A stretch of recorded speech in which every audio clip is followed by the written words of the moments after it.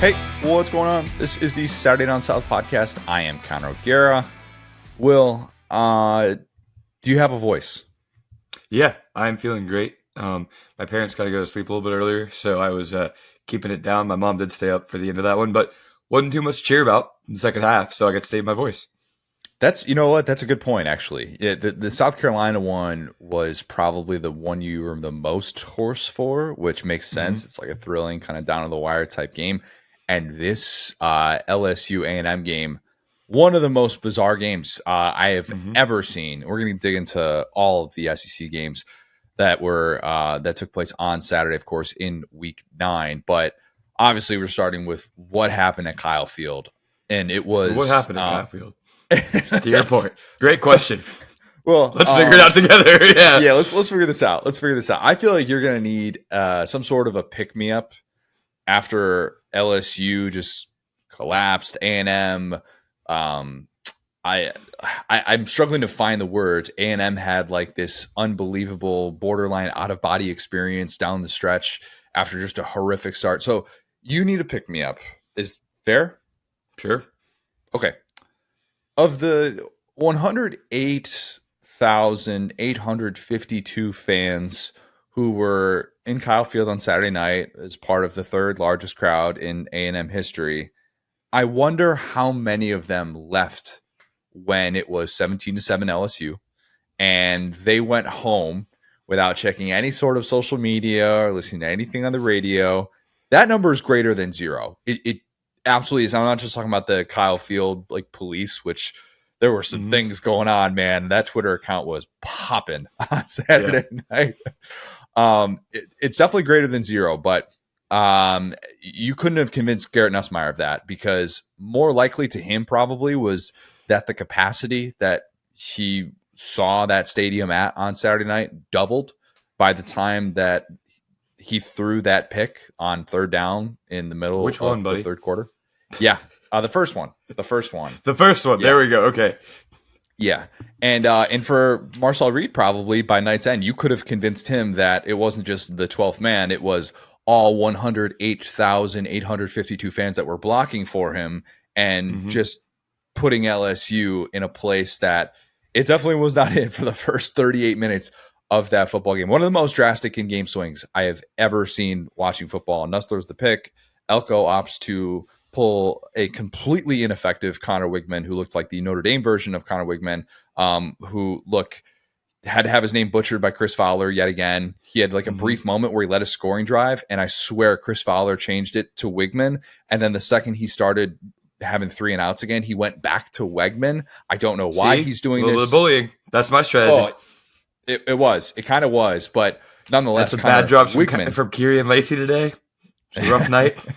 Yeah, probably not the problem overall, but yeah, you know how it played out. Reed 5 scoring drives, 4 of which were touchdown drives, while LSU scored on one of its final 6 drives, which featured 3 interceptions. Will, look, unreal response late by A&M, who takes control of the SEC race, obviously, going into November. And we're going to talk all about the Aggies, but that felt like a roundhouse kick to an unfortunate area for LSU. Yeah. I mean, it's super interesting, right? Because the things that I would say that LSU did well, I mean, this was like an upside down Brian Kelly game, right? Because usually Brian Kelly will say, let's go score, get the ball first, do nothing on the first drive, get down early, get punched in the mouth, get down a score or 2. At halftime, make some adjustments, come back. We've seen it over and over and over again. And I was kind of joking with my mom and Andrea, like, this feels comfy. Like, this is a little bit weird because Brian Kelly's games usually don't go this way. And he used all the good plays early, it feels. I feel like the things that LSU did well in the first half, which was, I think Nussmeier was awesome. I think the defense played out of this world. They did a great job clogging up the running lanes in the first half. And then, with the quarterback change, changed everything. And I think that Nuss, I don't think that changes my opinion of Nuss or anything. Nuss is such a fascinating player because I don't think the spotlight gets to him. I think he is overconfident. And like we've talked about that before, but like you look at him, he doesn't look shook. He doesn't look like he's like, turn off the lights. it's almost like he feels like he can just teleport the ball into anyone's hand. And so some of those moments in the first half and these big third downs, he's hitting these guys in stride, and I get it. He started to lose a little bit of the touch on the ball in the second half, which was weird. Like there were guys that were open that he was missing. I was like, Then he started trusting himself too much. So all that to say, obviously Reed comes in, completely turns around the script of, like you said, bonkers game. When you think, what does LSU do well? You think like Baker, blitz packages, clogging the run lanes. Reed comes in, and that's exactly what we were scared of with Colin Klein when he gets his players under him. It's kind of wild to think about the magnitude of those moves. And some might say, well, he had to do it. It's a completely ineffective Connor Wigman. It's, Mike Elko makes this move that everybody at home is calling for. But no. Let's break down the dynamics of this and not just simply play the results, because what went into that decision was significant. It really was. Remember, they had the opposite of this game against Mizzou, because against Mizzou, Wigman was the Reed of the Mizzou game. Yeah, I mean, not so much because it wasn't a mid-game switch though. Like we're talking about but I'm saying like that's why they believe so much in Wigman, is that they had the opposite of this game where he took the field and just cooked Mizzou for 4 quarters and he never struggled. Like that's why it's not this obvious move. Right, exactly. And I thought some of that context was lost on the broadcast of like, first of all, Jimbo Fisher never makes that move in a million years. And not that it probably needs to be said, but it needs to be a reminder just in case it didn't feel different enough from the Jimbo Fisher era. That move in itself was a Mike Elko move through and through. Elko has gone to bat for Connor Wigman time and time again. I mean, go back to not even getting a quarterback in the portal and saying we are content with the quarterback room that we have. This is the guy that he inserted back into the starting lineup after Marcel Reed was 3-0 as a starter. This is the guy that Elko got fired up about at the podium after Mizzou. And he's saying, I don't like what's being said about him. It's ridiculous. Like, criticize who he is on the field, but some of the things that are being said, this is just, it's BS. And he went, I'm a man. About I'm forward. This guy. He was getting close to that. If you go back to that post-game press conference after the Mizzou win, and yet when A&M gets that huge play that it desperately needs, obviously the interception, the ball that on 3rd and 2, Garrett Nussmeier looked like he had the running back if he had wanted to check down to him initially. I watched the replay. It's a little bit different if you probably look at the all-22, but nonetheless, he makes a throw that looked a bit more like what you would come to expect from freshman or sophomore Garrett Nussmeier and not the player that he's been throughout the year. Of course, we know what happens after that. And so when A&M gets that play and then gets this unbelievable short field to get back into the game, look, Connor Wigman probably thinks he's going back on that field. And look, he's going to get to take advantage of this short field. And who knows how that's going to go against the Blake Baker defense that had nothing but success. And Mike Elko has to look him in the eye and go, not so fast. Not so fast. You see the devastation on Connor Wigman's face when this decision is made. And it's a kind of a roll of the eyes like, you got to be kidding me. I thought I was good. I thought I was in the clear. And not by like, I thought I was good. Like I thought I was good in this day. I guarantee you 6 for 18 for 64 yards. Connor Wigman did not think he was good up until that point. But you're a competitor. You don't think like that. You just think in that moment as a quarterback, I'm going to make the next play. Garrett Nussmeier certainly has that mindset. And Connor Wigman has always come across like a guy who has had that mindset, for better or for worse, for both of those guys. Yeah. I can guarantee you that was a really difficult thing for Mike Elko to do. But he recognized in that moment, I don't have a choice. We have to change things up. This is not working. If we do not make this change right now, Blake Baker's defense will swallow the A&M offense, and the biggest game in Kyle Field in over a decade will slip away. And credit Marcel Reed, because golly, did that kid look ready. He looked like he was shot out of a cannon, like he was preparing his whole life for that moment. And I'll say this about him. He was unreal, and he had some great moments. I fully expect him to be the starter moving forward, and I realize my Connor Wigman is a stud take. That likely died a painful death on Saturday night with that decision, okay? And I'm admitting that here. But the way that he was being talked about on the broadcast, it almost felt like he was being talked about as if he had never played a game before. And this was this new thing that the A&M offense was showing. And look, we've seen the Marcel Reed offense. He got put back into QB2 duties after he went 3-0 as a starter because the passing game wasn't particularly good and they were last in the SEC in passing. And Mike Elko said, we need to have a more balanced offense. He completed 2 passes on Saturday night. That's the thing. Like, again, Marcel Reed destroyed my team over and over and over again. I just don't like playing the results. I'm right there with you where it's like, hey, and that's why I make the point about the Mizzou game that it's like, it's wild that both of these quarterbacks have a game like this where it's like, because remember with Wigman, he was like a game time decision. They didn't think he was playing in that game. That's why I remember it that way in the Mizzou game. And it was like, oh, wow, they're going with a weird decision here. Wigman's hurt. He's probably going to play like crap and he comes out and slings it. And same, right? That's a key point, Will, because the 2 games that Marcel Reed, we like knew he was going to be the starter, and during the week it was pretty obvious that Connor Wigman was going to be out. It wasn't the Florida game, which Marcel Reed steps in. He plays incredibly well. The rushing attack was dominant. But those 2 games, it was Bowling Green, it was Arkansas. And those were both 1-score games. So the 2 games in which a defensive coordinator had a week to prep for Marcel Reed and say, this is how we'd like to be able to defend him. I think it's totally different to prepare for him than to very clearly, like LSU did, not prepare to face him. It's an entirely different offense, and it was a super effective offense. But if we're telling ourselves Marcel Reed's about to be the best quarterback in the SEC, let's take a deep breath, man. Take a deep breath and take Saturday night for what it was, which was an unbelievable in-game relief performance that A&M desperately needed.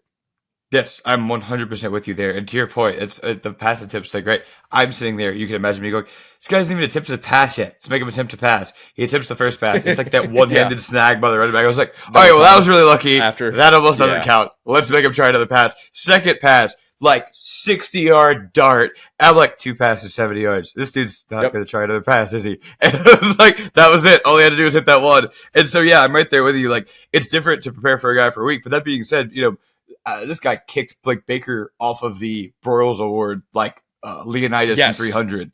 I mean, like, so who's to say? I mean, if they start with him with Reed next week, he might just be this good, and maybe he just unlocks something within himself. I'm not turning that down. I'm just saying that this is a very unique and fascinating situation in Texas A&M in that we have a guy who is objectively a better passer in Wigman and a guy who is a better fit for the system in Reed. And like we talked about this, like I said about A&M, like, this is a team that I thought was going to be a next year team, that I love their scheme. Same. I love their coaches. They don't have a ton of speed. And that was something that I said early where, and you know, it's funny. I fully expressed this thought where you're talking about these 2 quarterbacks, and it was like you, like kind of interrupted my sentence and said, oh, that's why they got to start Reed. And I finished my sentence. I was like, no, that's why they got to start Wigman. And I was wrong, which was, I was like, yeah, you know, like if you don't have speed, you need to, and you're like, yeah, you got to start the fast guy because he has speed and he can get the offense moving. And in my mind, I'm like, well, you got to get someone who can hit the open guys. The guys weren't open whenever Wigman was out there. You know what I'm saying? He wasn't able to make those decisions. So if you don't have receivers that can win one-on-one matchups, a pocket passer in the modern college football world doesn't really help you. Whereas a guy like Reed, it's like, wow, like we can be a year ahead of schedule because you got to take this guy away to start every play. I mean, there was that one play on the goal line where LSU had the back dead to rights, and then Reed just waltzes in. And it's like, that's what we were scared of from Colin Klein as a player. So we were scared of from Colin Klein as a play caller at Kansas State. True. Now he's over here in A&M, and it's like, yeah, he's got the one. Wigman was a 5-star, right? Wigman was a 5-star. He's the highest rated recruit that Jimbo Fisher had signed at the quarterback position since Jameis Winston. Jeez. Yeah, so it's like you got that one guy, and that's your passer, was a 5-star. You got Reed, who's this explosive athlete. It's like, you don't want to give this guy this many knives. That's what they always say about Andy Reid. You don't want to give Colin Klein a tool full of knives. Now I know he has, 2 knives, right? It's Reed, Moss. That guy Moss is, Yeah, Le'Veon Moss, who, as Holly Rowe put delicately, lost his pregame meal at one point in this game. He's turned into one of the SEC's better running backs, and they had an identity in this game. Gosh, it's crazy to think that A&M is at this place now where they're the last SEC unbeaten in conference play. And to this point, going into November, they've gone Wigman is their starter, then Reed, then back to Wigman, and then back to Reed. And a lot of which just being healthy quarterback decisions, not necessarily, we had an injury here and then we were forced. Obviously, Wigman gets hurt early on, and that forced Marcel Reed to be the guy. But it's just so crazy to think that they've had this much back and forth at the quarterback position And it's at this working. point of the Like, year. I'm right there with It's you. Like, working. this is so underrated because any of these quarterback situations, and again, like as an LSU fan, I watch Gary Crowton rotate out quarterbacks for no reason. I get it. I don't think we've seen, even with like Ohio State, it's like they were struggling. They were losing the Virginia Tech Yeah. game. I can't imagine a team that's just successfully, it's like every quarterback change they make is the correct one somehow, and they've made like 5. It's like some Spurrier stuff back in the day. I mean, it's like I was and a defensive-minded guy like Elko.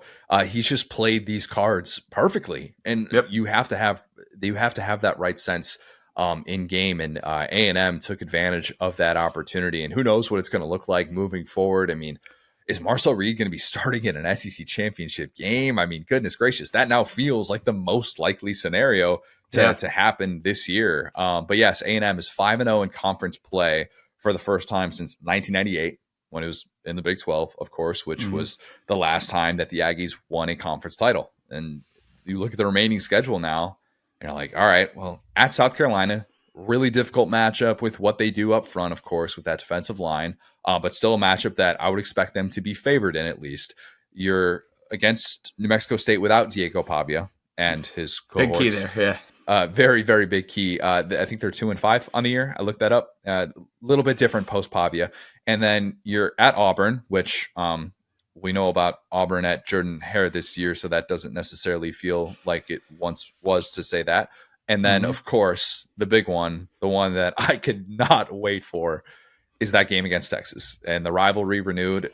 There is now. This is so funny. Like, imagine A&M fans, right? They come into the SEC. They got Johnny Manziel. They jump the gun a little bit. It's like, we're here. Don't even play for a conference championship with them. And then it's like, oh, we skipped over you guys. We got Oklahoma. We got Texas. They're the Big 12 teams we really wanted. We spent all offseason talking about them. Oklahoma's a disaster. Texas, finally, like, they lose, right? And now A&M is, like, ahead of them in the SEC standings. And A&M's sitting there going, this is our real rival. I don't know why you guys had to bring them in. Like, we'll beat them. You guys didn't need Oklahoma. We're the real team from Texas. Like, this has got to be the happiest day as an A&M fan. I mean, the thing about, I know beating Alabama is a big deal. I'm never going to take that away. That was an amazing day. But, like, this kind of means they're at least going to be in the SEC championship conversation, like, this late in the season. Beating Alabama when they already had the losses, is totally different than what happened against LSU. And now the most likely scenario is you are going to be hosting Texas in a regular season finale, and a vulnerable Texas team who struggled with Vandy, really struggled with Georgia. Like, yeah, well, you're regardless of like who knows? I mean, what's going to happen with these teams over the course of the next 3 weeks? Of course, like we talk about these teams as if it's as set in stone, and by 3 weeks from now, we could be talking about Texas as just this unmovable force. Competition probably won't lend itself to that, but you get what I'm saying. Like, the most likely scenario is Texas and Texas A&M will play for the first time in 13 years, and both teams will have one or fewer conference losses with huge college football playoff SEC championship stakes. That is crazy. That is so crazy. And for those A&M fans that have waited so long to feel like they are playing meaningful late season football instead of watching a Kevin Sumlin collapse, a Jimbo Fisher team underperform, this has got to just feel like such a great long time coming. And man, even the possibility of A&M and Texas facing each other in consecutive weeks is on the table now with this win. That's why the way that this sets up in the divisionless SEC, as we talked about in the preview pod, is so fascinating. And there are now so many different layers of what can transpire to get these teams to Atlanta. But A&M has the best path to be able to get to Atlanta for the first time in program history. Yeah, and I mean, to your point, Texas is home against Florida, at Arkansas, home against Kentucky. All games they'll be favored in, I think, pretty heavily. So yeah, if they just keep a clean sheet and they were to beat A&M, they would then have a rematch in the SEC championship game. Yeah, I think that's. we got to figure out like what the tiebreakers are, because then if Georgia's got one loss, and it'll get messy. Tennessee's got one loss instead of Georgia, because obviously Tennessee and Georgia face each other, so they both can't have one loss. But that's the thing. Yeah, to be fair, this is not like crazy. The podcast soundbite of like, I doubted you. I just don't really know what the tiebreakers are, to your point. It's like, yeah, maybe if Georgia stays undefeated, but the way I would view it is like, well, if you beat that team that's undefeated, you have a tiebreaker over that team. So who's to say? But yeah, I mean, maybe Georgia with the Clemson win too can like be ahead, whatever. But anyway. Yeah, if Texas and A&M are both going into the regular season finale with one overall loss, I think they Mm-hmm. will have both already clinched spots in the playoff. As Yeah. crazy as that sounds, Yeah. because the way that it could set up, Notre Dame continues to win football games, and who knows how that's going to play out if they've got another dud in them. But they've been able to overcome the Northern Illinois loss, so that's good news for A&M, Yeah. and it's not so much like the Irish will be blocking A&M. But yeah, man, just wild to think about these circumstances in year one of the Mike Elko era. I said without a doubt on off campus the other day with Hester and EJ Manuel that Clark Lee was undoubtedly the coach of the year in the SEC. Mm-hmm. Mike Elko made himself a strong argument for that on Saturday night. And if he could finish this job and get A&M to the SEC championship, obviously that will be a popular topic of conversation. Me now with tears streaming down my face. 2 former Brian Kelly defensive coordinators. Right. All right. Let's talk about Brian Kelly's team. Will. All right. Nussmeier is going to take probably the most heat for that collapse a little bit. 3 interceptions on the stretch, of course. You can't have that. There was blame to go around all over the place for LSU. That was a wholesale collapse. It was not just one leaky board on the ship. That was the entire darn vessel coming down. There was LSU made kicking look like quantum physics. Well, that was the beautiful thing, watching that game, and I'm like, well, if we get this, we go for 2. It's a field goal game, but I don't really care because, like, you trust us to make a field goal. It's like, okay. The hold, the snap, and just look of befuddlement by the LSU holder.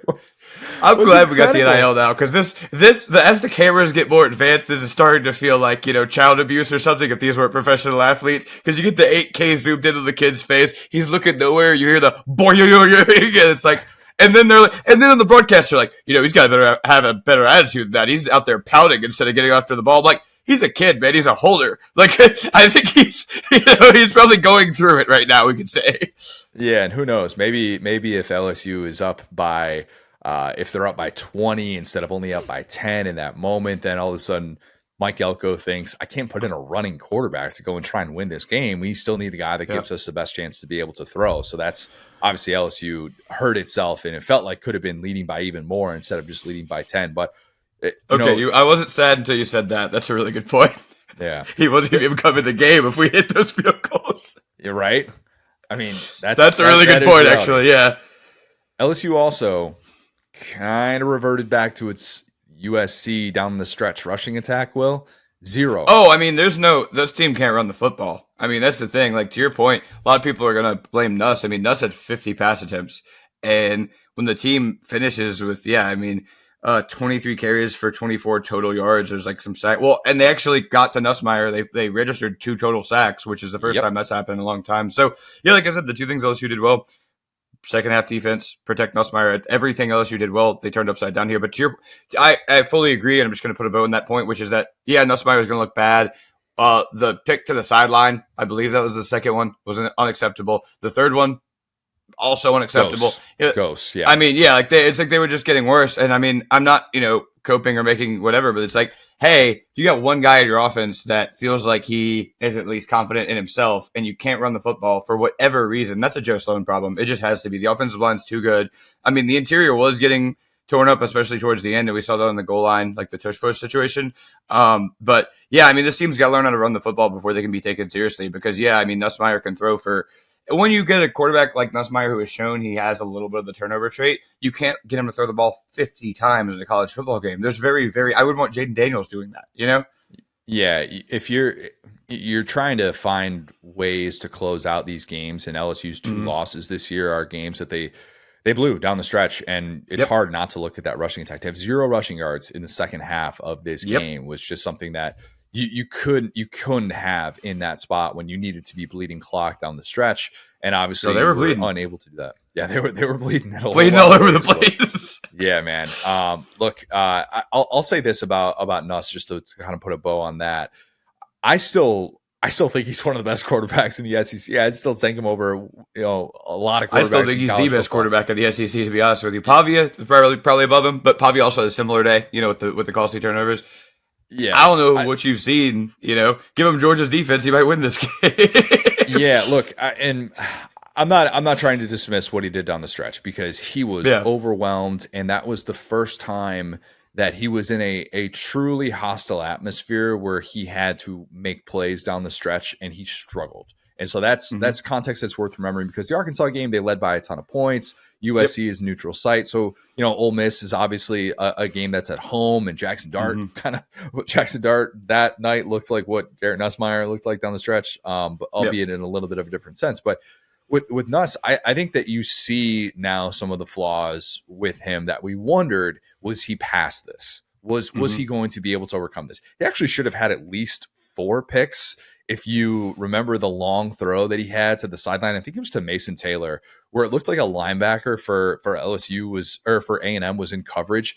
And it was almost like the A&M linebacker was surprised that he made this throw because of how long it was and how little separation. And he had made this predetermined read, and it probably should have been picked off on that too. But it just showed you how totally out of sorts he was down the stretch. Well, he even didn't look like he knew how much time there was left on the clock. He kind of casually strolled up to the line when they got up to, and there was like 8 seconds or something like that left on the play clock. Like, you're down 2 touchdowns right now. They got into the 2-minute warning without even realizing you need to get a playoff right now. What are you doing? So that to me was a sign of vulnerability that LSU's biggest strength, probably with the exception of its offensive tackles, had not previously shown. Tough time for that. Tough time for that to surface for an LSU team that looked like it had just so much momentum, and you could see the things that would have been ahead if they would have been able to close this out. Yeah, I think I'm not. I've never been too high or too low in this LSU team. Like, that's one thing. I've never thought this team was a contender. Never thought they were a playoff team. I think that they were good enough to beat A&M, and they showed that in the first half. They completely took themselves out of this game. I think A&M played incredibly well. I can't give enough credit to A&M the way they made adjustments. I will just say this about LSU. Oddly, this makes the game in Tiger Stadium against Alabama even more interesting because it is for sure an elimination game now. 100%. 2-loss LSU is going to host 2-loss Alabama. It is an elimination game from college football playoff. LSU obviously only has 1 loss in conference play, so they, in theory, still have a path to be able to get to the SEC championship. Obviously, LSU needs to start rooting against Texas A&M and hope that the South Carolina, as you would call them, swamp monsters show up in that matchup that A&M will have coming up, because they're going to need A&M to not necessarily look like the team that they saw on Saturday night. But yeah, that matchup all of a sudden is super, super intriguing. They'll get a bye week to be able to kind of figure some of those issues out. But that one is going to have huge implications. And I'm very, very excited for that one in a couple of weeks. All right. Any other thoughts on this game before we move on? I am bad at math, but you know what? We'll just talk about that off air, because I was going to say there's a reality in which I almost want to lock A&M the way I had Texas locked for a minute, and then say, okay, what's better for LSU if they were to beat Texas, or not for LSU, honestly. That's tough. Yeah, like for the LSU for the SEC competition to have one of those spots locked up, because then and I don't want to do tiebreakers. I don't like them. They're weird. Like, I think we're in the same place. So at this point, I would almost rather A&M just have that spot locked, win it on the field, and then have all of us just chomping at the bit fighting for that second slot, because that would be great television. Or alternatively, LSU doesn't get to the SEC championship and it gets blocked out, and it's sitting there at 10-2 and doesn't have to potentially get that third loss. And it could maybe benefit from not playing in an SEC championship scenario. That's something. ReliaQuest Bowl, Brian Kelly special, 10-win team. People are saying. How about that? All right. Let's talk about another top 25 showdown. Texas and Vandy, Will. It sure was, yeah. All you could have asked for in this game was Diego Pavia with the ball late and a chance to tie or take the lead. That's all I wanted to see from this football game after kind of a sleepy start to the SEC slate. And we got this was the first college football Saturday that I wasn't blown away with this year. I'll say it that way. Like, the back half of the LSU game was good, but like, I feel like there's not been a time slot you could like sleep through. This was actually like a normal Saturday for the first time. Yeah, up until what happened down the stretch at Kyle Field, I would agree with that 100%. And I was kind of thinking to myself, dang, we need a little bit of intrigue. We need a little bit of juice. I was going to have to come up. I was debating if we were going to do some player of the year type stuff, or how we were going to be able to talk about some of these games. But yeah, for the most part, chalk played out. But I think chalk was actually how this played out, despite what the Vegas spread said about this game and Texas being a 3-score favorite, which obviously we talked about a lot. We were all over that. There's no way Diego Pavia. You don't want to give him 19 points to play with. Here's the crazy thing, Will. And this is how much this sport has changed over the course of the last 3 weeks when we did have that crazy, I can't believe this happened Saturday with Vandy beating Alabama. Mm-hmm. Texas won that game, but I can guarantee you they left Nashville thinking, wow, thank God we just don't have to defend Diego Pavia anymore. Thank God we don't have weekly bouts with that team, because that wasn't particularly fun.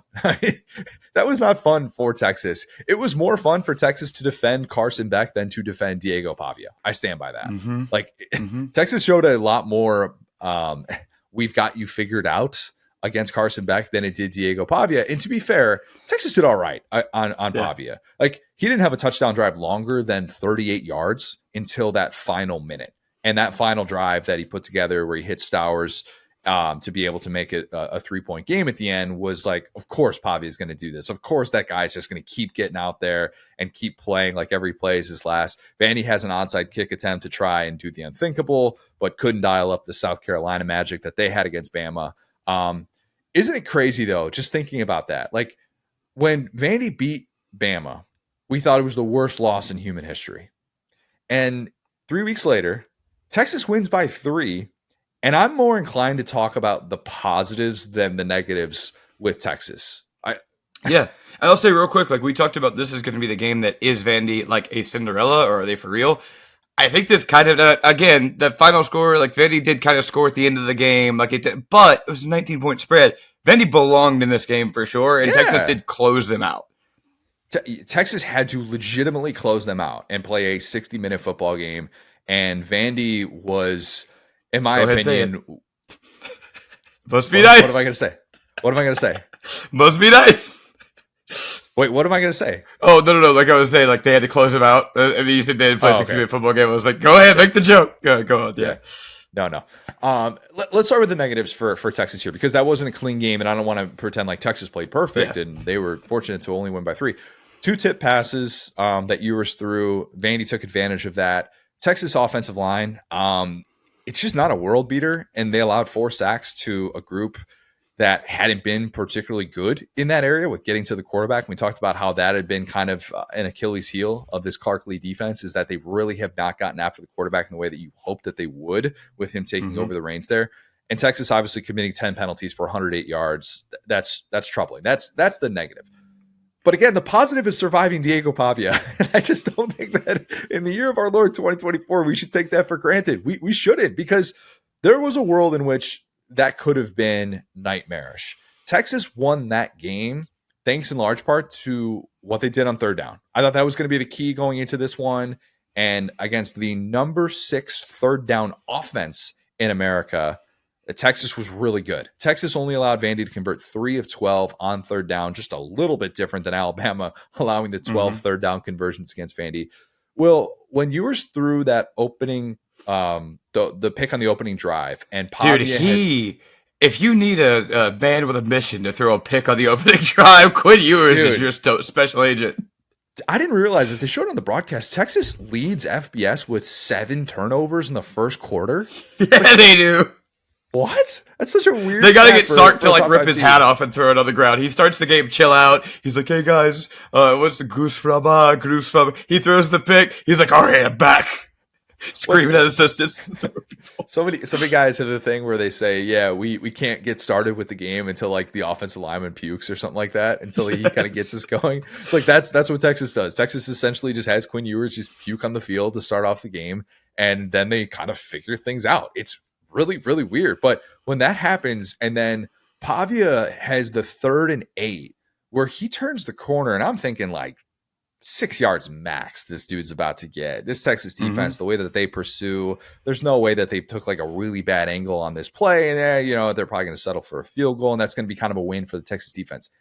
He turned upfield and got the edge and somehow stayed in bounds in a way that I think very few players in college football could have. Maybe it's the short stride, because as JJ Weaver confirmed on this podcast, that dude is 5'8", and you can't convince me otherwise.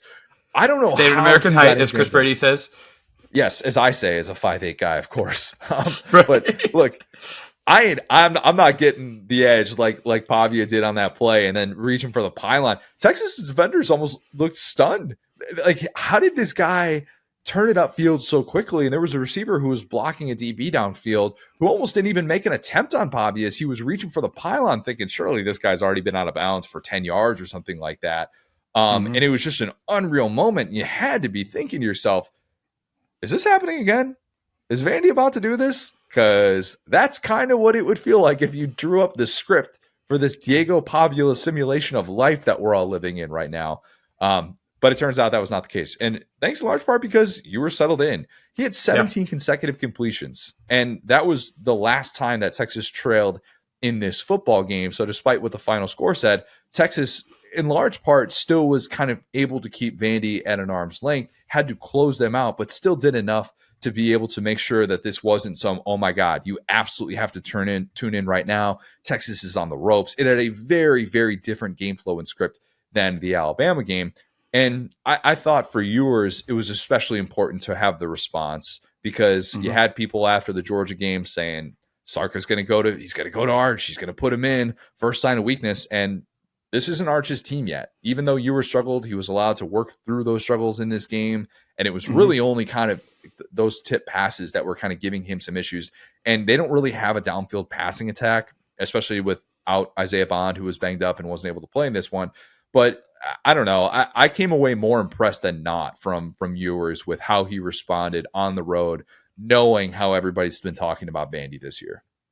So I'll say too, real quick on Vandy. I think that this game swung on that weird fourth down play where like Vandy Yeah. didn't, and I wasn't exactly like I wasn't in a place where I could hear audio on that one quite yet, but it was an illegal formation play. Like, did the illegal formation actually give them an advantage on that play, or was it kind of a situation where Texas just got lucky that somebody was like a foot off the line? I think it was a situation where Texas was lucky that someone was a foot off the line. That's kind of like what I thought because it was one of those they all ran up to the line and they snapped it real quick. Guy got around like end around type vibe or like a pitch, and it was like it felt kind of like that type of situation. So I think that was like kind of the actual because to your point, they almost did that twice. Diego went down and scored. Then they had like the fourth down that the penalty then backed them up 5 yards. They didn't even attempt another one.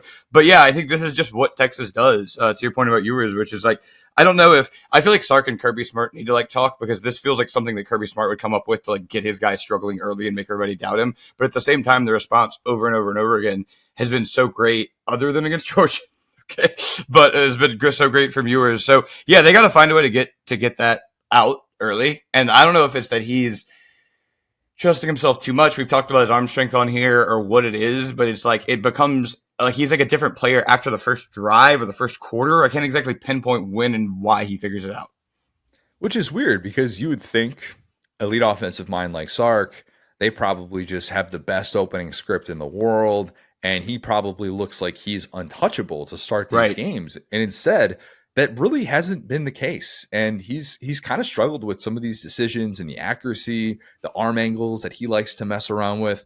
Arch likes to mess around with the arm angles as well. It's become a lot more common in college football, but sometimes you're Mm-hmm. just like, dude, drop back, let it rip, man. What you look like you're aiming this thing early on, and it almost, in a weird way, it almost reminds me of when I used to hit leadoff back in the day. I Okay. hated that first at bat to start off a game. I never felt like my legs were loose or anything like that, and I always felt like I was so slow, and everything I was doing was just a little bit off. And I always felt like I was an automatic out every time I Mm. would hit leadoff, and I would always say like, why am I hitting leadoff? This doesn't make any sort of sense. And with yours, it almost looks like he just doesn't have his legs under him just yet when he Yeah. makes some of these decisions early on. And obviously it's a tip pass, like it can go any which way, and we're playing the results a little bit with that. But still, if you're leading FPS with the most turnovers in the first quarter, this is a real thing, and it's worth talking about. Against Georgia, they couldn't overcome it. Against Vandy, they were able to. Pavia went to the medical tent at one point in this game. Mm-hmm. There was a 0.0 chance that he was is the fact that he made it to the medical tent told me that he was going to get out of the medical tent and that he Yep. was going to play. Um, Yep.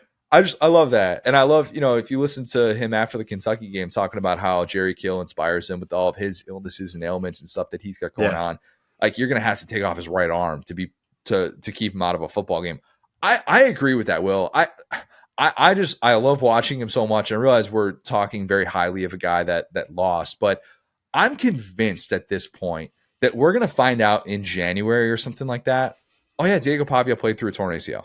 Played half a season with a torn ACL. It's just going to be this thing that we're just like, oh yeah, okay, that kind of adds up. That makes perfect sense. But unless he's being carried to the medical tent and you see limbs separated from his body, assume he's going to come back in the game. Yeah, I think it's always funny too. I mean, his backup is a gentleman named Nate Johnson. So you see Nate Johnson from Utah, who started up. Florida fans know Nate Oh Johnson. my gosh, that is that same Nate well. Johnson that I didn't pick up, but it was just very funny because that's such a basic name where it's like you need Diego Pavia, you got Nate Johnson. Not dumped on the guy, but I'll just say this for Vandy and then I'm out of here. Vandy has gotten to where they remind me of one of the worst country songs of all time, Broadway Girls by Morgan Wallen, where, I think you agree with me on this, where it's like Broadway you think you're going to have a fun night in Nashville. I don't know Broadway Girls. What is that? Has that been out for a little bit? Alone. Yeah, it's terrible. It's like a half rap song. Anyway, so it's like you go to Nashville, you think you're gonna have a good time, and you got to play this Vanderbilt team, and they're gonna punch you in the mouth over and over and over again. And it's like that's what the SEC used to be, right? Like Saban had the quote, "Oh, you go to Nashville, you have a good time. It's hard to play everywhere but Vanderbilt. We got a nice little road game." When we were doing the overs or the totals, you remember that's how it goes. It's like, oh, thank goodness this was getting pretty hard. I saw Vandy, boom, that's a W.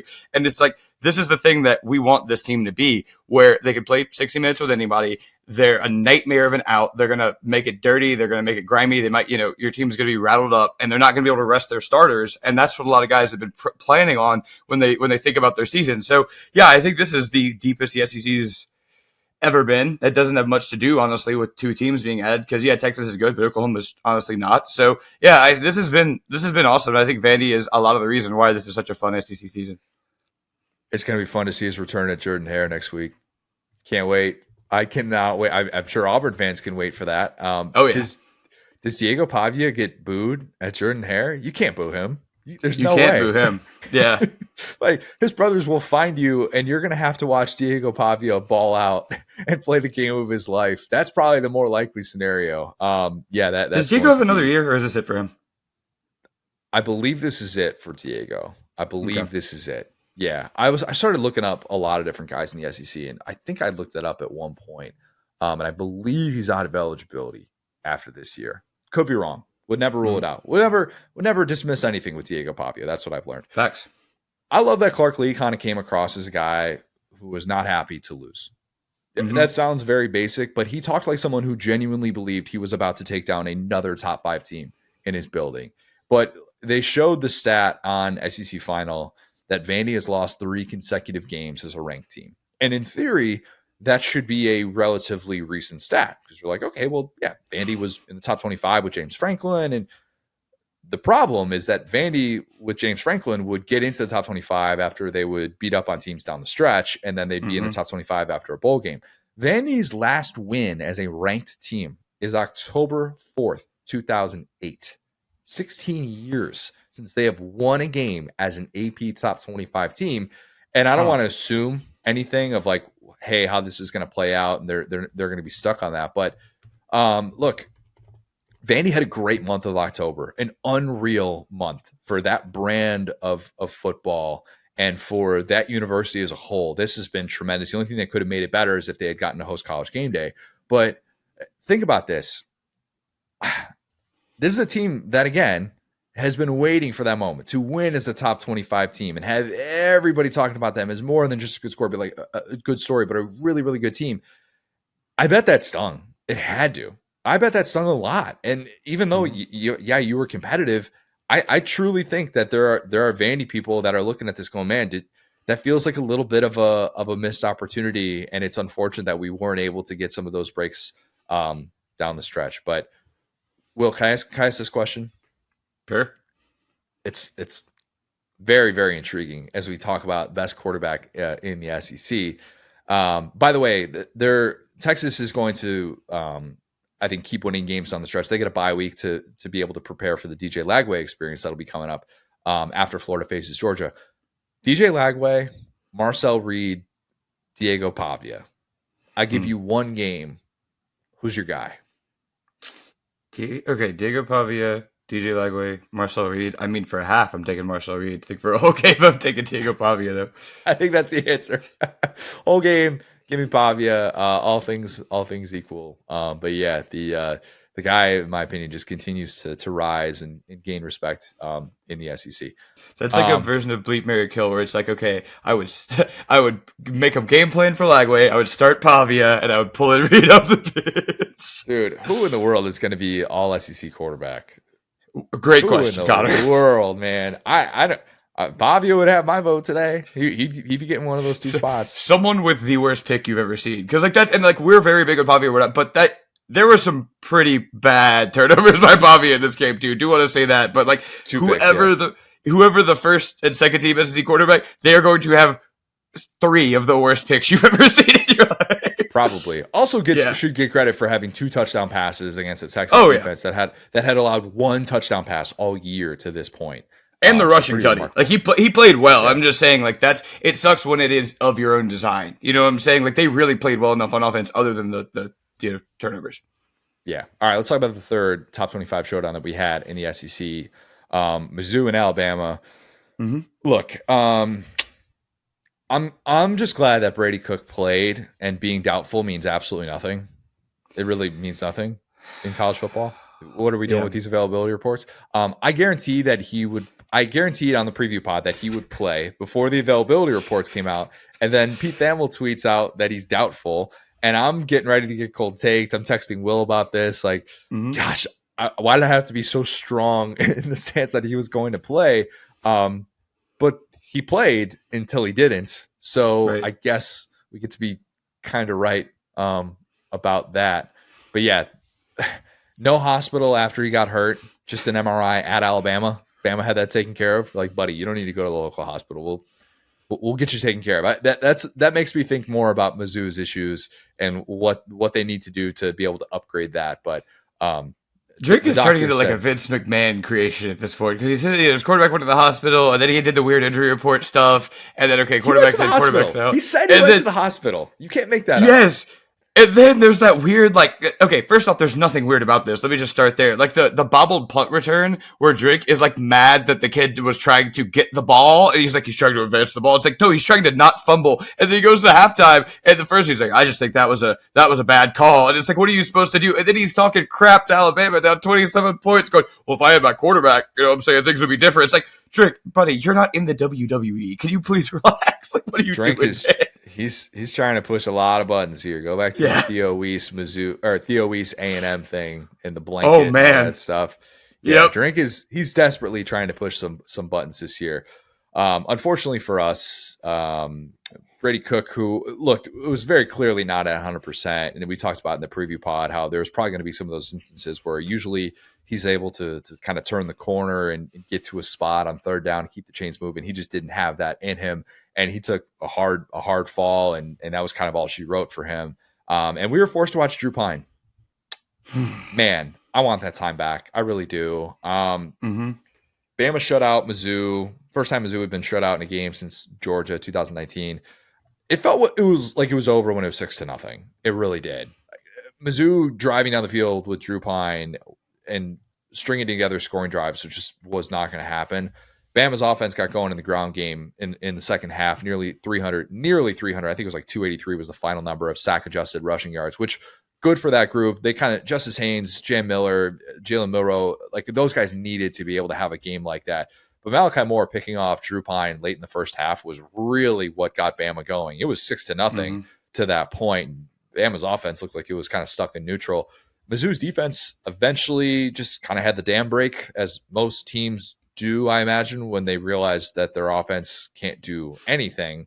That's the positive for Bama. Ends a streak of 6 consecutive games against SEC competition that Bama played in that were decided by 1 score. I mean, think about that. The last time that Bama had played against SEC competition, so I'm including Georgia in the SEC championship in that stat. The last time that Bama had played a game against SEC competition that was decided by more than 1 score was the game at Kentucky last year. Yeah, It had been a minute. Like, that's just kind of how this had been going all year. And also, first time that Bama played in any game that was decided by multiple scores since the Wisconsin game, which was also the last time that Milroe didn't throw a pick. He didn't throw a pick in this one. He avoided the turnovers. Still took a couple of sacks in this one that I could have definitely forced a turnover. It looked like Johnny Walker Jr. was doing some things up front that was confusing that Alabama offensive line. Not the best at the office for Caden Proctor, who's been better this year, but still just had moments in this game where it looked like he was overwhelmed. But the good thing is that the turnovers weren't there for Bama and didn't necessarily have that implosion type game to make this a 60-minute game, which would have been really, really ugly if Bama had been in a 60-minute game against the Mizzou offense that we saw on the field. Didn't have Nate Noel, by the way, either, Mizzou, in this one. So very, very limited. It was bad. So positive for Kane Womack and his defense that they got to play performed Drew Pine. well. They got to play Drew Pine. They got to play a less than 100% version of Brady Cook. Good to have a feel-good game. It definitely is.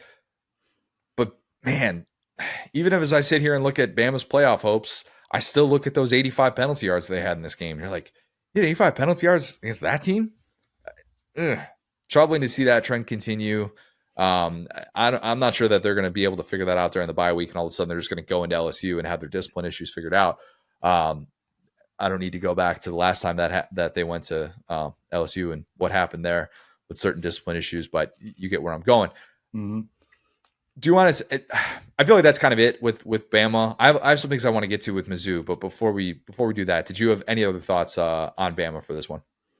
Just fun little fact here. I don't know if I've accurately told this story, but like when my parents, like basically my mom, my stepdad, who I consider my stepdad, my like real dad, we moved to Hoover, Alabama. Right, where I went to high school. So I've been surrounded by Bama fans for most of my college football watching life. And so my stepbrother, which is Bama, and he is like a big Bama fan, and I got to watch that game with him, which was super fun because us kind of both oscillating between like, is this team cooked? Are they good? And like he is like more like because like how it goes as Bama fans. That's why it's cool to watch these games with Bama fans because they've seen so much. And it's like that standard of ecstasy is like these guys are disciplined, and then you see the big plays and like the talent on the team. So yeah, it was just a very, very fun viewing experience because there are points at the game where you're like, this team, they're. But I will say this really quick, and that's I think a good transition to Mizzou, which is that for all the extracurricular stuff that Drink does, this guy had a game plan on offense that was just built to be stopped by Kane Womack. I mean, if you think about what this Alabama defense does well,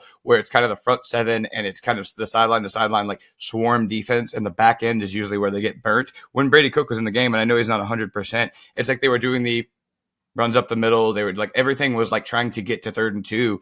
And like this Bama team was just had their ears pinned back, were licking the chops. So I think we saw a good version, like what Bama's defense is good at. But that being said, I think any game planner, and this Kirby Moore too, I'm not saying that's all Drink, but it's just something you got to key in on when you see the teams that have been successful against Bama and how they've beaten Bama in these situations.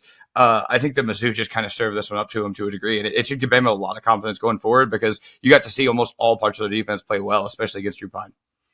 You also should be able to thrive on a quarterback that just stares down receivers and doesn't realize that he's going to be throwing into over-the-top safety help, which Drew Pine did on several occasions in this game. But, yeah, you get it. You get it. I'm bummed about Mizzou, Will. Look, Dari was making the case for what if Mizzou wins out? What does the 12-team playoff picture kind of look like now? If a frog had wings, I mean, all right. Yeah. That'd be an elite animal. I'd be here for that. I would have a pet frog with wings. That'd be fantastic. That's a Southernism. If a frog had wings, it wouldn't bump its butt. Oh, okay. I haven't heard that one. Does that make me a Yankee for not knowing that? No. It's a pretty deep cut. Yeah. All right. Mizzou's not getting into the playoff with 2 blowout losses like that. They're just not. Even if they were to win out, I thought coming into this year they'd be an 8-4 team. So I'm not trying to like pat myself on the back and be like, oh, I was out of Mizzou. No. I thought this team would look a lot different. This is not what I expected this to be, and I realize injuries are certainly part of it, and that kind of told the story of this game. But I'm looking at their future, wondering if they've really missed out on this pivotal window to make the playoff with what they returned on offense, what we thought was going to be a super, super favorable SEC slate that, gosh, it's not going to line up like that much in the future. And with coming to some of the non-conference stuff as well and how that's set up, obviously you still have to go to UMass and we wouldn't want to dismiss that, but still, right. Like this offense is going to be very, very different next year. And I know that right now in the heat of this moment after watching your team get shut out and really struggle to look like the team that we saw last year, that's not exactly, oh my gosh, I can't believe that. That's a tough pill to swallow. But Brady Cook's going to be gone. He's out of eligibility. Theo Weiss is gone, out of eligibility. I would expect Luther Burden III to be off to the NFL. TBD on those veteran running backs. TBD on Kirby Moore, who could be getting a new opportunity elsewhere. I still think he's held in relatively high regard as an up-and-coming offensive mind in the sport. We talked about him for the Oklahoma OC vacancy, and there'll be other people that would love to be able to get Kirby Moore on their staff. But their QB situation is just a massive mystery going forward. Sam Horn is coming off the Tommy John surgery that he had in February. So he could be out all of spring ball. That's a 12 to 15 month recovery process. And I don't know what that's going to look like. I don't even know if you want, as a Mizzou fan, to be banking on that as your option. You can't in this era of the portal. Aiden Glover is a true freshman. They're going to hit the portal. But to your point, you can rebuild that to anything because you don't have any studs in your wall. You got to just rip that whole thing out. So you might want a mobile quarterback at that point. I would love to see, if I'm a Mizzou fan, I am rooting for them to get an experienced group of 5 transfer. Get an experienced group of 5 transfer quarterback, a la Diego Pavia, a la Curtis Rourke. These guys who have played in a ton of games, and what you'd love to see what they can do against the better competition. Not as much, this guy kind of didn't really get the money that he wanted from his power conference team, and so we're going to be the ones that are going to overpay for him. I'd be a little bit skeptical of that. I would more so look at the group of 5 ranks and say, find me a guy that I feel like I can truly trust in my system. He's going to know how to operate a locker room. He's going to be chomping at the bit to get this bigger opportunity. That's kind of the scenario I see playing out. But man, it's all of a sudden looking like you missed out on a really pivotal opportunity if you're Eli Drinkwitz. Yeah, I fully agree, man. And it kind of is by their own design. I don't know how else to explain it, right? I mean, having Brady Cook hurt stinks, but that's not why they're this way. He was fine when they were this way earlier in the year when they, and I know losing to Vandy is not what it once was, but they almost lost to Vandy. They have all these tight games that what wasn't a tight game was A&M, like we were talking about. And yeah, I mean, I keep going back to how last year's team, I think, would have had a really good matchup with this Bama team. And we talked about with Luther Burden that his use in this game would really determine how it went. Well, it did. I mean, I thought his rushing stats were his passing stats. He had 3 receptions for 3 yards. I don't even know how you do that with Luther Burden. I feel like if I was a head coach, I would lose by 60, but I would at least get Luther Burden 50 yards. I don't know how to do that. And so he had 2 rushing attempts for 15. So it's like we're seeing year 1 usage of Luther Burden when it just makes no sense. And you see Drew Pine come in, and I literally said, there are only but so many swing passes they can throw to Luther Burden before they got to go downfield. And then boom, right, it's Malachi Moore. And you would think in that moment with Drew Pine, you go, hey, let's just do the Ryan Williams special on Luther Burden and just give him 15 targets because he could probably handle that. I don't know how Mizzou is forgetting the lessons it learned, and it's so frustrating. I don't know. If I'm being practical about the situation, and I realize it was 6-0 for most of the first half, and there's definitely an argument to be made. They could have been getting him touches when it was still a football game. If it's 24-0 and I'm in the middle of the Drew Pine experience, the last thing I want is Luther Burden taking unnecessary hits. Yeah, and he had the kick return one too. Like, I get it, but shouldn't even be in that situation when Bama is struggling the way they are on offense of their own design, because it sure wasn't Mizzou's defense. No, and Mizzou's defense I've actually come to respect a little bit more than I thought I was going to this year. They have not been the total format, and that's maybe the silver lining of this of their future is maybe you feel like you got a good one in Corey Batoon. They actually do some things well on that side of the ball, and maybe you feel like you can kind of build that way. You did some nice things in the portal to be able to shore up some of those potential weaknesses there. So maybe that's the silver lining moving forward. But it just feels like a program that all of a sudden, now that the playoff really looks like it's off the table, has a lot of uncertainty and a lot of questions that they're going to be answering. Really, they're going to have to answer in December because that's just the way that this works now. All right, Oklahoma, number 18, Ole Miss. I do feel bad for Oklahoma, and I'm trying not to say that too much, but I feel bad for Oklahoma. I feel bad for all the obvious reasons. They had their 7th different offensive line combination. They fired Seth Luttrell because this offense obviously has been putrid. We talked about that. Jackson Arnold was starting for the first time in a month, and it's on the road against the number 2 scoring defense in America. So all of those reasons, you can feel bad for Oklahoma if you just watching this game without a dog in the fight. And if you watch this game, you also saw Ole Miss struggle mightily on the offensive side of the ball in the first half. Only 1 touchdown drive, 43 first half rushing yards. Jackson Dart wasn't good, and Ole Miss trailed at half, 14-10, while Jackson Arnold is out there fighting his tail off.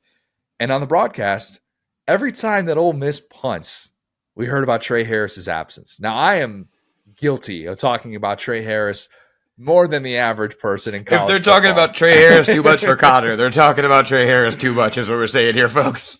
Yeah, look, I love Bobby Wischusen, and I love Lewis Riddick, Chris Button, friends of the program. All right, like great crew and all that stuff. But Oklahoma fans, I felt bad for you because they're like, wait a minute, they're without one guy. We're without our top 5 receivers. What do you mean? Without our whole 2 deep. Oh, dude. Boo, Trey Harris. We're hoping a receiver had played the couple years suits up for us next year. We got walk-ons out there catching meaningful passes from Jackson Arnold. You're telling me about one guy? Oh, gosh. So we're asking if Stoops has any more sons. Dude. Drake, the Dion special from the Stoops. He's a freshman in high school. He's on JV. Can we get a DNA test? He's a Stoops, right? He's going to be fine. Let's get him out there. I don't care. It's that desperate at this point.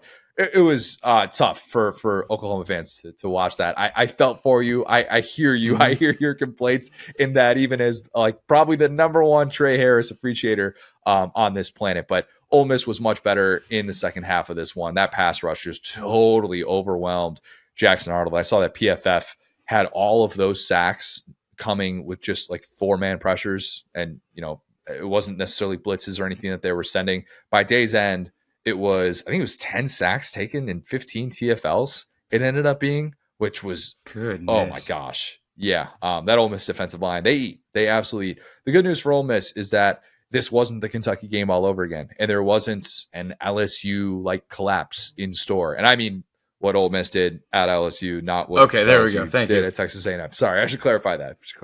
10 sacks and 15 TFLs. Nailed that. Wow, that's incredible. Yeah, pretty good.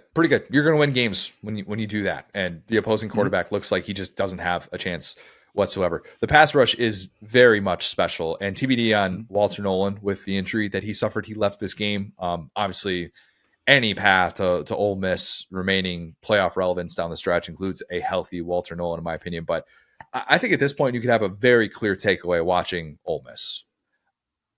Their playoff chances are very slim. Okay, very slim at full strength. Their playoff chances are non-existent without Trey Harris. Okay, non-existent. And again, Oklahoma fans, I'm not trying to trigger you. I'm not trying to trigger you by only talking about Trey Harris. I'm not sure that he's going to be back next week against Arkansas. We didn't really know what his status was going to be this week. It looked like there was a chance that he would be able to return, but then he wasn't out there with warmups. They were coming off of the bye week. He had left during the LSU game. But it's a weird thing to say about an Ole Miss receiver room that I was looking at in the preseason going, they got depth in spades, man. If Juice Wells is anywhere close to the player that he was in 2022 at South Carolina, they're going to be just fine. They can withstand an injury, whatever. Like they'll be okay.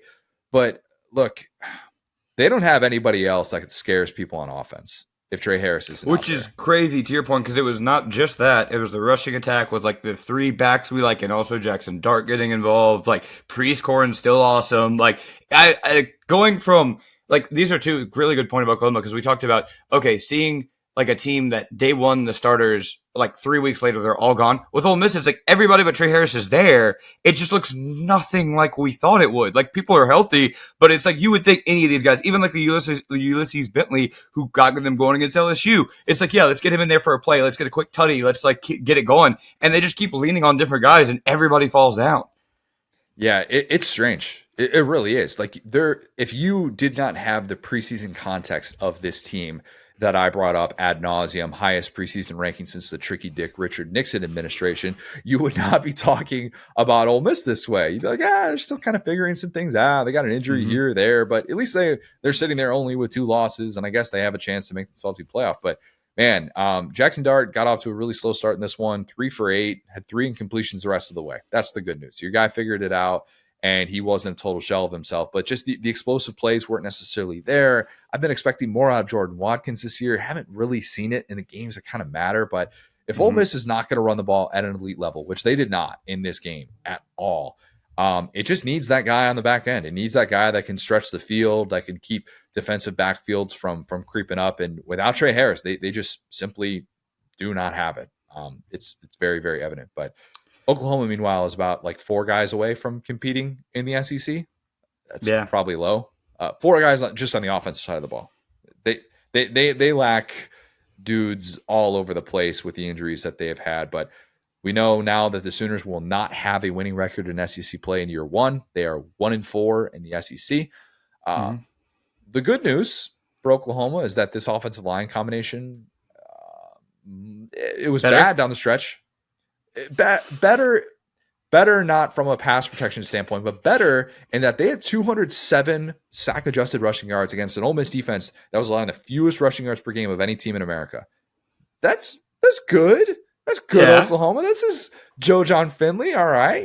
Credit him. Credit Javante Barnes for that as well. Javante Barnes runs really hard. He does. I love that guy's style. And I think that I should have put him on the dudes who deserve better team, but I was like, numbers don't really justify it as much. I was so fixated on the Oklahoma defense. But yeah, the problem for this Oklahoma offense, one of the many, is that they're going to be challenged with the 3 remaining SEC defensive lines that it faces. Mizzou, just talked about how Johnny Walker Jr. was playing really well.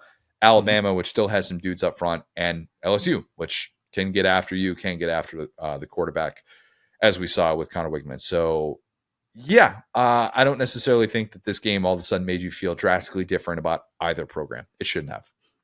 Yeah, for sure. I mean, the one thing that you can kind of hang your hat on as Oklahoma is you won the possession battle against Ole Miss, which is really scary if you're Ole Miss. I know that they did a lot on the ground, and a lot of that was Jackson Arnold taking sacks. 2 Jacksons at quarterback in this one. I did it myself. Yeah. The clock still runs if you take a sack. So I get a little bit of that. But at the same time, they were able to show my thing about Oklahoma's defense. I was like, their offense is so bad. It doesn't matter. Well, the offense played well enough to where their defense was able to shine a little bit. And I do think, with Ole Miss, it did expose some of those questions. And I always say this, Oklahoma fans, you are expecting championship football. You guys have for my entire life. I think that's fair. Here's the best thing I can tell you as an LSU fan, and not having to go through, 21 and 20. Like I always say, give me a 2 or give me an 8. Okay, don't give me a 6 or a 5 because I don't know what to do with that. You're going to have to change this offense next year. Your defense is good. Those things. Okay, so what we don't want to do is sell the hopium. The Hawkins thing was cool for a second. You don't want to come into that next year going all right, well, you know what? But at least we figured out this and we're going to run QB power. You figure out that, okay, your OC is gone. You got to rebuild this. We have some talented players on this team. Oklahoma's never going to be a slouch in recruiting. They've proven they can spend NIL. So your path to being good is pretty much, you already know what's wrong with your team. You just got to survive this season, and you're really not figuring too much else out. You just don't have the Jimmies and Joes right now, and you're going to probably get an OC in the offseason, probably. Get Jackson Arnold all these reps. I'm not trying to take away from Michael Hawkins Jr. because the throw that he made against Auburn in that setting to J.J. Hester is one of the best moments of Oklahoma season. Maybe the single best moment outside of that pick 6 that Kip Lewis had later in that game. But I'd be giving these reps Texas to Jackson fans Arnold. Throwing bottles on the field. It's a pretty good moment. Probably a pretty good moment for them as well. Not soon thereafter when the call was overturned. Right, yeah. And it was waved off. We told y'all about these guys. All right, Arkansas, Mississippi State. Mm-hmm. Robert Patrick Petrino flex game. That's what this was. Big time. What a difference a year makes. Think about that. This game last year, we talked about it in the preview pod. Arkansas didn't score a touchdown, and it set offensive football back decades, centuries. I don't know. Yeah. There's no amount of time that I will object to. Dan Enos was subsequently fired after this disastrous offensive showing that Arkansas had against Mississippi State at home. And a year later, buddy, Taylor Green got every blade of grass he wanted in this one. Mm-hmm. Wide open spaces galore. The scheme was there. He also looked a lot healthier with his legs against obviously a struggling Mississippi State defense. But the triple move on that touchdown run, that was whatever the Taylor Green highlight reel is going to be by the time his college career ends and someone's looking at him to hold a clipboard in the NFL. It will include that run and say, get that on scout team because that's kind of fun. Three moves in a run. It was a triple move touchdown run. It was incredible. It was unbelievable. Probably not the most disciplined defense to do it against, but nonetheless, still incredibly impressive by Taylor Green. This game last year felt like Sam Pittman was about to get fired because of how depressed that home crowd was to lose in what turned out to be the SEC Toilet Bowl game, obviously. This year, Arkansas wins it with an entirely different offense to be able to clinch win number 5. And that is already more than the 4 wins that they had last year. So we talked about how much would Sam Pittman need to improve to be able to keep his job and get to 2025. That's certainly part of the conversation. Hogs are going to go into November with a winning record in SEC play, with a very intriguing matchup coming up against the Ole Miss team that we just talked about, that obviously has some holes, and they have some holes, especially if they don't have Trey Harris. Very, very different matchup against that Magnolia State team compared to the one that they faced on Saturday. Ole Miss has roughly 12 more guys who can pursue the quarterback compared to whatever Taylor Green saw on Saturday at Mississippi State. Yeah. But great to see that guy healthy. And for Sam Pittman, a loss here would have undone all of that goodwill off of the Tennessee win. It would have been a distant memory, and all of a sudden we would have been back to talking about that fiery hot seat that he is currently sitting on. Instead, you are improved from last year's win total. You've got a chance to clinch bowl eligibility in a game at home that would end Ole Miss's playoff hopes. We don't really talk about how much Arkansas fans hate Ole Miss. They hate Ole Miss a lot. They really do. That's kind of underrated rivalry in the SEC. Ask Arkansas fans about that. They do not like anything related to Ole Miss. That I can confirm. But correct me if I'm wrong here, Will. I think a win against Ole Miss clinches a 2025 return for Sam Pittman. I think he's already there with that Tennessee win, to be honest. If they go 5-7, he's getting fired. Oh, I mean, yeah, if they lose out basically, but I think that he's kind of in the bar. You see what I'm saying? Because they who's their I'm blanking on who their Cupcake Week matchup is, but they right now, by beating Mississippi State, it's like, hey, you would have to really implode to not be able to get to bowl eligibility. I don't think just Tech. simply, yeah, okay. So Louisiana should beat them, yeah, they should beat them, but I don't think if they lose every other game, depending on how those games go, and they're sitting there at 6-6, I don't think it's a guarantee that Sam Pittman's back. Is what I'm saying. Yeah, well, then the thing about their schedule too is Louisiana Tech, and then they're at Mizzou, which Mizzou goes probably be unranked at that point because they're they're about to fall off here, but they probably end the season in 2 wins. Brett Bielema was fired before he could even get off the field after losing to Mizzou. That would be a really Mizzou win, though. It probably would. Yeah, actually, that would be a trick special. Actually, that's gonna be a great game. Anyway, I think Sam Pittman keeps his job if they beat Ole Miss. I do think of the home vibes that would be with the Tennessee win, and I realize the LSU game didn't go their way, but buddy, you face enough top 10 teams, you're not going to be able to stay on the field with all of them. And Ole Miss isn't going to be in the top 10 or anything like that. But if you would have that type of exhale to be able to clinch bowl eligibility and to essentially have Ole Miss, the fans, just spiraling as a result of that, I don't know. I think that would be seen as you get to stay. And by the way, Steve Berkowitz had this for USA Today. They would Arkansas would now have to go 5-7 and make a bowl game and with APR and lose that bowl game as a 5-7 team for the Sam Pittman record-based contract buyout to drop to 50% as opposed to 75%.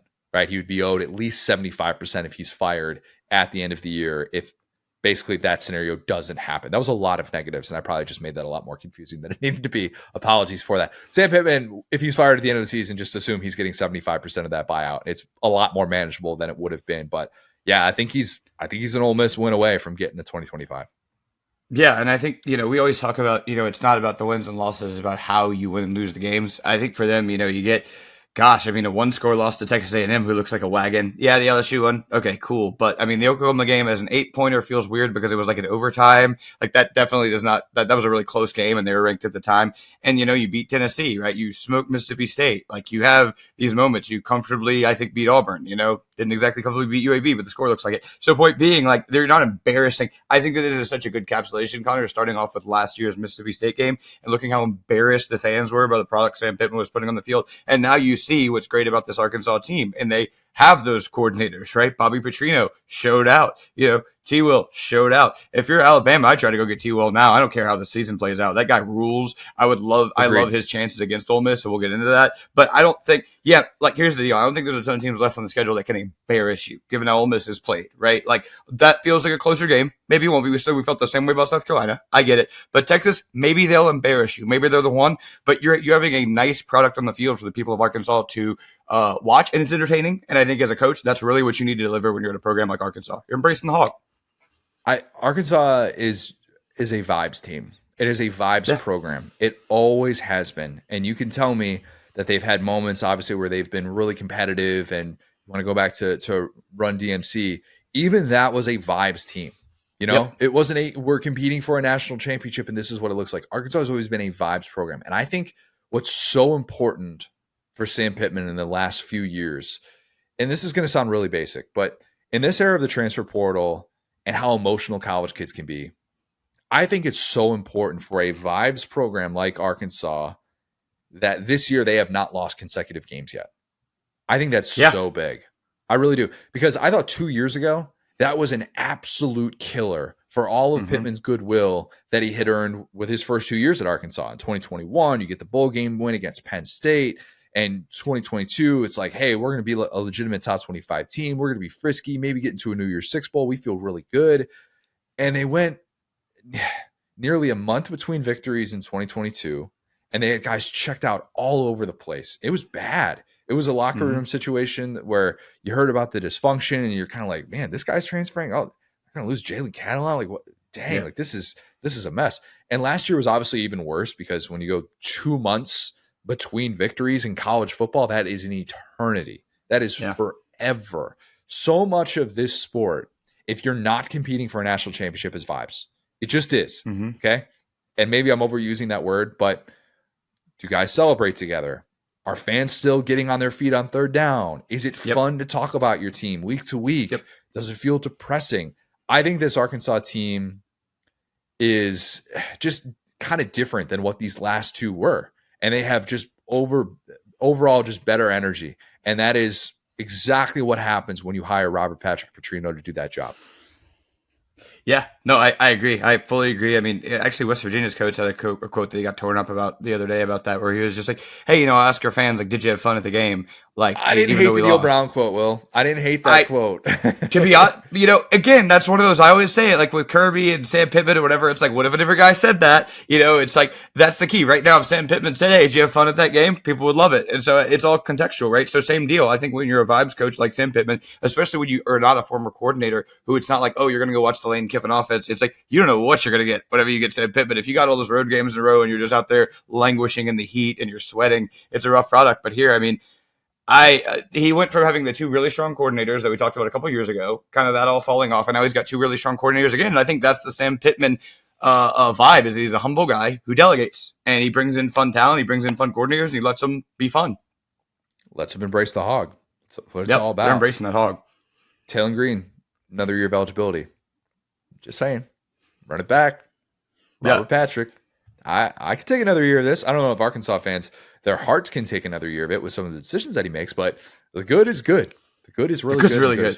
He's a sneaky guy who's going to finish with like 20 to 25 touchdown passes because they'll probably run it up again against Louisiana Tech. We'll get to the end of the year and people will be like, what did this guy haul?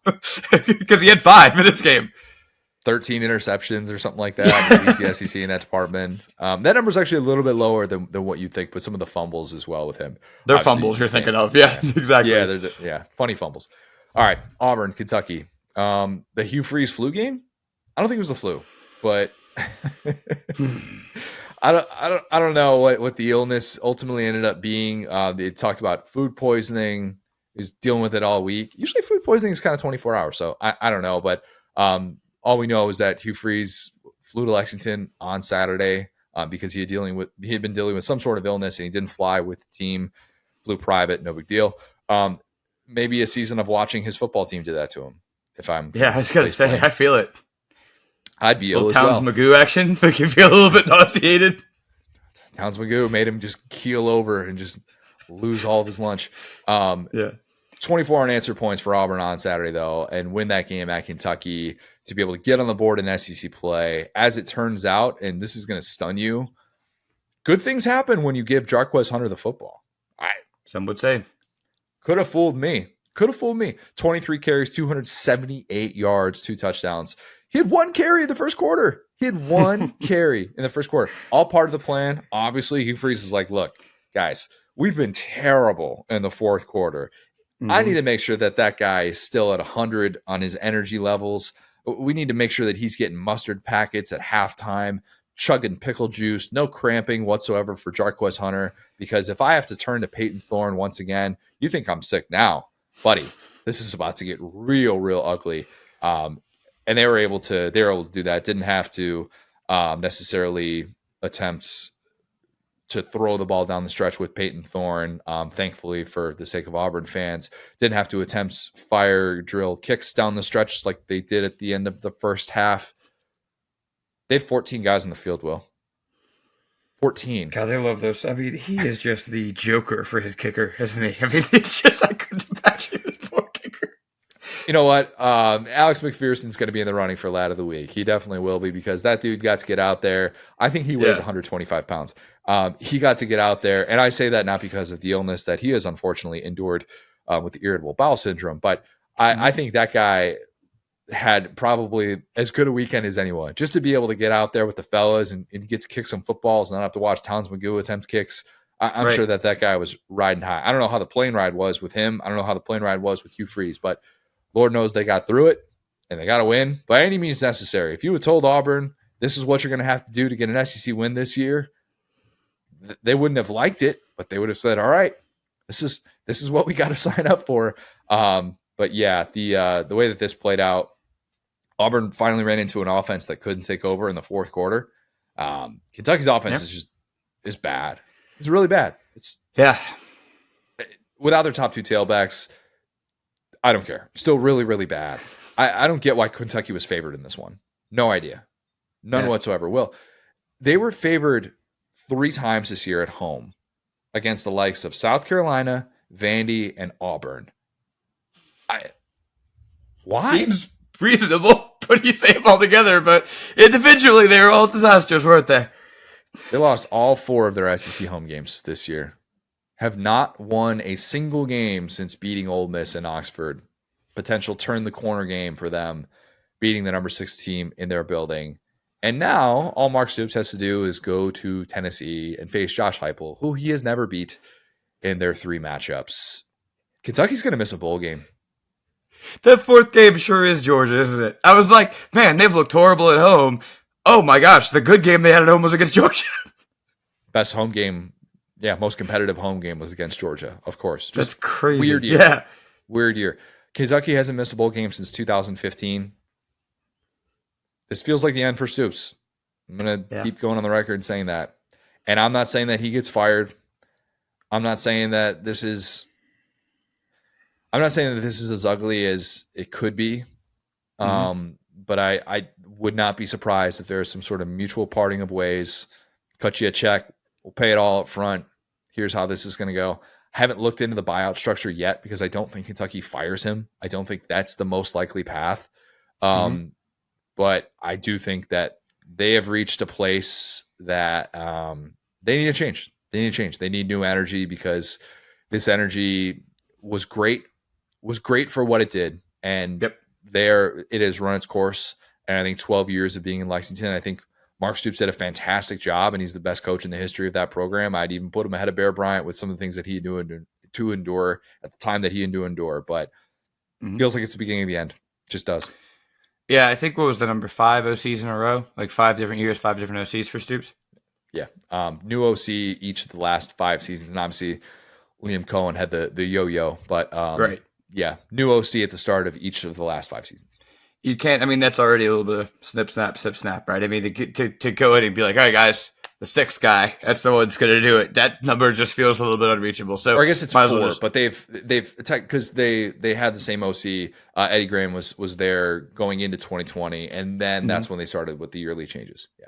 Yeah, so but it's just very, it's like firing your OC out of Oklahoma is not going to help them, because they've already tried that so many times and gone to that well, and the defense has been fine. Like, we've seen solid things from the defense, at least over the years. That's kind of been their staple, but in the modern SEC, you just can't do that. And so, yeah, I think they just got to kind of start over, which is tough, to your point, because there have been so many big wins. But yeah.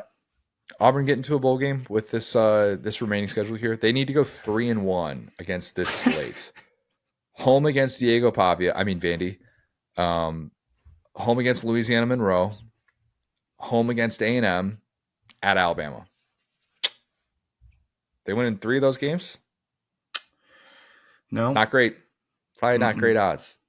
I think they're staring at 5-7.